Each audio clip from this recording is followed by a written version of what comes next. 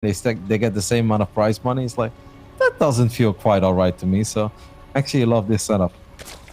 Yeah, always good to have those incentives, and every single game and match does matter. Of course, neither player wants to go out this early.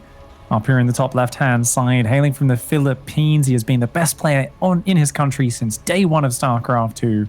Representing Liab Esports, he is EnDerr.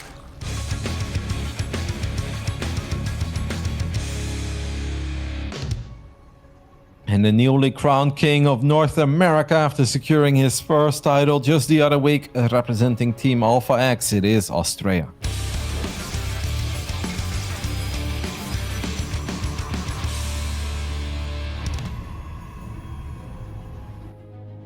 Going to be a nice early probe going across the map there for Astrea. Not really looking to block the expansion, but once he sees no hatchery and sees that was a gas pool, definitely can go back down there and block it. So EnDerr wanting to go for the quick Zergling speed. Now, this is a map with, of course, no ramp on your natural, bit of a wide wall off, which means that you're a bit vulnerable to like any of those classic Ravager Ling busts. I'm not saying that's necessarily what EnDerr would go for, but it's one of those many things that Astrea needs to check for in the follow-up to this sort of quick gas opening from EnDerr. Yep, if I was Astrea and I scout this, I'd be like, oh my goodness, I'm gonna get all in. I just don't know which all in it is going to be yet, but it could be a Zergling flood, it could be a Baneling bust, it could be a Roachling all in. Now, obviously, you don't want to overreact by like never expanding and then building a whole bunch of batteries, because if they then just build drones, you obviously start falling pretty far behind. But this is a very scary thing to scout as a Protoss. When they have such quick access to their gas, you know you're gonna have to keep a close eye on everything that's heading your way. But the moment you lose this pro pick, it kind of becomes a guessing game. And I think this is the main reason why Astrea also went Cybercore before Nexus, and I would truly recommend an early shield battery in this scenario. Yeah, always a good idea to have a bit of insurance there. And that Adept, of course, did get chrono boosted, and it looks like he does want to wall it off, but he doesn't quite have the money for the gateway and the pylon, so he does end up canceling that one. And Adept pursuing the Zergling up into the main base. Now, there are 2 workers on gas in the main for EnDerr. Gives him a little bit of flexibility in the follow-up, but nothing but drones so far. And Robo in the wall-in for Astrea, so definitely going to give him, similar to that submarine build from Trap, a bit of a safer follow-up opening. Can always get an Immortal out fast if needed. And Warp Prism gives you some very flexible counter pressure. Yeah, I think we only caught a little bit of it, but Astrea actually misplaced his Robo, so he had to cancel it and rebuild it. These are little things that do really start adding up, and we can see him sacrificing another probe right now in the natural because he's obviously respecting what he scouted. This has to be a pretty uncomfortable start for Astrea. First, he messes up with the battery, then he misplaces the Robo, you send in the second probe, and what did he really see with that second probe? He didn't even see the third hatchery, so he's got to be very worried about some things that could be heading his way right now. We know that nothing too crazy is happening. It's just a couple of Zerglings, but if you're a Protoss in this scenario, you're feeling pretty uncomfortable, Pick. Yeah, he's scouting for those North American builds right now. He's got a probe patrolling the edge of his main, watching for a Nidus. There is a build where you actually just go straight into Nidus off like 15 workers off this opening. Use tons of Lings and a couple Queens pop out. So Astrea definitely being exceptionally careful and even going Immortal before Warp Prism. Meanwhile, EnDerr just droning on up. Is getting a Roach Warren, second Gas Geyser. Third base is about to finish. It's a real shame for Astrea that he kind of went out with that probe and it went right past the third without seeing it. Otherwise, he would have probably gone Prism first, already had 2 Adepts doing a bit of harassment, would have given him a much smoother position. Yep. At least he sent that probe that was on patrol back into one of the mineral lines, as he now has 2 pylons spotting for a potential Nidus. This is just a bit weird, man. Like, I understand what Astrea is doing, but once again, I'm a bit confused about what EnDerr is doing in this game.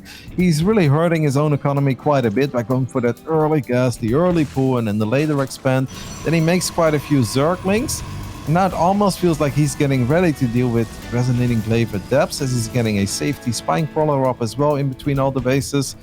It's a little bit of everything, Pig, but these are not the builds we normally see. No, not at all. These Adepts do come in. Nice pickoffs here for Astrea. 3 workers, 4 workers. Ooh, nice damage there to Astrea. To EnDerr from Astrea. And I was thinking with all those Overlords popping out, EnDerr was going to hold down the Roach Key. But he rebuilds drones after. He makes 5 Ravages right now. This is a really interesting, because I feel like he's going all in as EnDerr, but he keeps holding down that drone piece. He's kind of swapping between the two focuses here. I think he's struggling to get a read on what Astrea is going for. He thinks Astrea is going to go for a huge push, and Ravager Ling is amazing for defending that, but definitely doesn't have the economic lead off the third base that he might hope for. And as his Ravagers go to the front, they get trapped by force fields. Careful, EnDerr, careful. One Ravager takes a lot of damage and will fall. The second one gets force fielded in as well. At least grab one sentry at the tail end of that exchange. But yeah, I mean, if EnDerr makes nothing but units at this point, I do believe that he should be fine against the push that is heading his way. But it does really suck that he just lost 2 of those expensive Ravagers. Indeed, 7 gateways are up right now for Astrea. No real zealots or anything, just 2 adepts as the anti-Zergling units. Oh my lord! Oh, a lot of Zerglings get trapped. That is painful.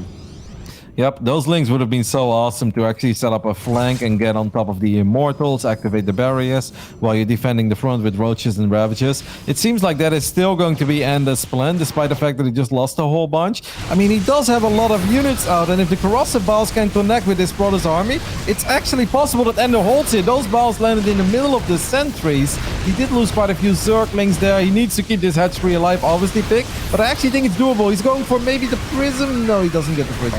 Oh, the Zealots, though, smash those Zerglings on the front line. Zealot flank, Zergling flank comes from behind. Does it do enough? I don't think so. There's still so many Stalkers, and those 3 Immortals have just racked up too much damage at this point. EnDerr is running out of steam. This is such a powerful push from Astrea. Just a big 7-gate push. 3 Immortals just will not go down, and their damage output is far too steady. EnDerr's last Ravage is getting cornered. Yep, a couple of sentries are going to fall here, but that's obviously not going to make the difference here, as these Immortals simply still have way too much HP. It's such a shame, because I really think that EnDerr could have possibly defended this push if he didn't lose the Ravages on the other side of the map, and then didn't run those 20 Zerglings into the force fields and the Immortal Zealot meat grinder. Just kind of waiting for those links to show up. The last few Ravages will fall, and Astrea takes the 1-0 lead here. Well done by him. Obviously, I can imagine that this was a bit of an uncomfortable game for Astrea. You scout the early gas, you scout the early pull, you're like, all right. And then he misclicks the robo as well. I don't know how you experience your ladder games, but if I drop a tech building and I have to cancel it and rebuild it, I'm like, all right, I'm dead, you know, like I can't win this game anymore. My entire build order is ruined. Kept his calm, but it definitely felt there was way more potential for EnDerr in this game. Yeah, definitely. There is the trifecta of Protoss Tilt Roddy chrono boosting into a supply block. You know, there's definitely the canceling the tech building, and there's losing your scouting probe to the first Zerglings popping out of the hatchery. You get all those in a row, and you go, "Cool, I'm done. Like, let's just leave." This is these aren't individually game-ending factors, but they're all very annoying, and it just slows down how tight everything clicks together in your build order. Definitely, I think potential there for EnDerr, but I think expected a push way quicker than it actually came out of Astrea, and built those units a bit earlier than was needed. Would have loved that. The final work account he ended on, about 45, was perfect. He just kind of built Lings, then a few drones, then built the Roaches, then a few more drones. If he went straight up there, I think he really grabs that game and just takes control. And the style he was going for, lots of Ravages, lots of Zerglings, would honestly just tech-wise, matchup-wise, that's so good against that sort of sentry-based push. I 100% agree. Perhaps it almost felt that he was hoping Astrea would go up to 3 bases of very few units, and he's like, you know what, I'm just gonna bust you. You probably have your units centered around your third, you only have 1 unit in the wall. I'm just gonna break down the wall and stream Zerglings inside of the natural and inside of the main. But instead it was Astrea who was going to attack into him with that 6-7 gate opening with the Robo and the Prism. If he doesn't lose those 2 Ravages and he doesn't lose those 20-ish Zerglings, I still think he holds, even if he could have done his build order slightly more optimal, like he could have made more drones indeed than all the units. But I think with those units alive, I really believe that was a holdable push. Definitely, Kev. Lots more potential there. Just needs to kind of stitch all those pieces together, and it's very hard against Astrea, who's such a talented Protoss player, someone who's so accomplished. Of course, Astrea has his eyes set, I think, on the next matchup. I think he's really already kind of trying to think about PvP strategies to come back and change that result. But he's got to focus on the here and now. As you said, he wins the game, but not with the cleanest start that you want. Next map is going to be Romanticide. A map where we've seen a range of Protoss versus Zerg strategies. I've seen a few mega late games on this. I don't think that's what we'll see between these two guys, though. I imagine there's going to be a bit more action in this game.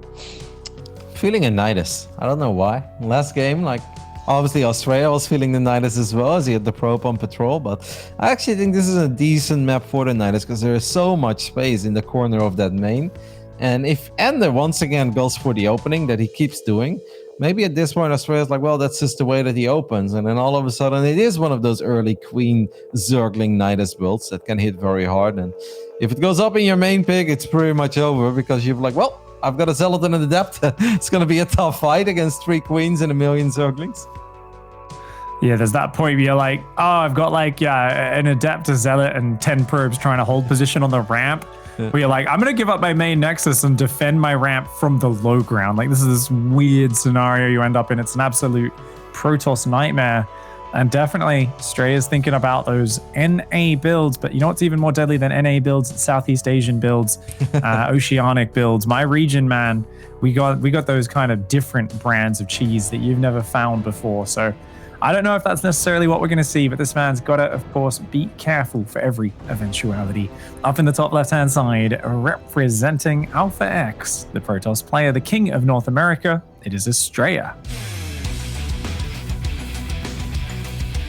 Newly crowned as that NA champion. Mm-hmm. Well, as a Dutchman, I do like a variety of cheeses pick. In the bottom right side, we're looking at the main base of the man hailing from the Philippines. It is EnDerr.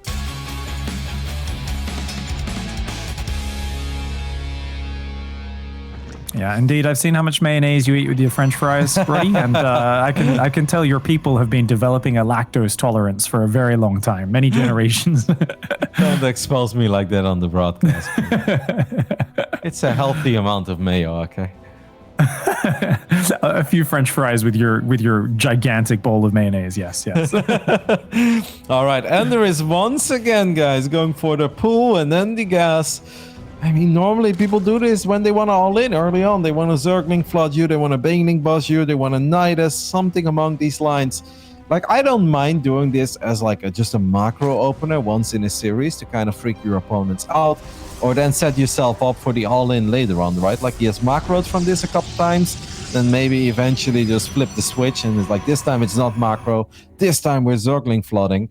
If he's just gonna once again play macro from this, I'm a bit disappointed because StarCraft 2 is a hard game, and he's making it even harder on himself by putting himself economically behind in each and every single of the games he has played so far today. Yeah, EnDerr definitely a player I think is more comfortable when he's got control of the game. So this does allow you to have that super early link speed. Puts your opponent in the dark a little bit more. Now, Astrea doesn't want to be in the dark, so he hides a probe in the corner of EnDerr's main base. And that's going to come in a little bit, and it's going to try and scout. But EnDerr, he finds it. Dude, there's a reason. You know, in our region, there's always Banelings in the corner of your base in Zerg vs. Zerg. There's always a pylon. You know, you check those corners, man. Always check those corners.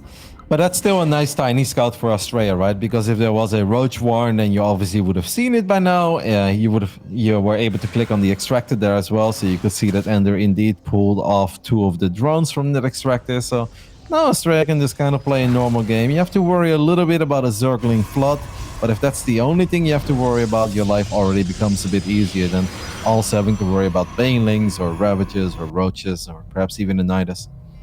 A little bit of theorycraft while this game starts up. Robo, of course, for Astrea. I was wondering if you don't get ling speed and you just, as long as that probe's not in there, because the Adept often stays at home, especially in this sort of game, you see Astrea is kind of afraid of the crazy attacks, and you go a really quick lair. I think there are, well, Nidus Worm for one, but also things like even maybe like a 2-base Muter opening or something like that might open itself up. Something like way out of the meta, you know, that Astrea just never deals with. But I gotta say, hats off to Astrea. He's not taking risks with his units, but he keeps just sneaking probes out across. He sees the 3rd base. He's really double checking everything.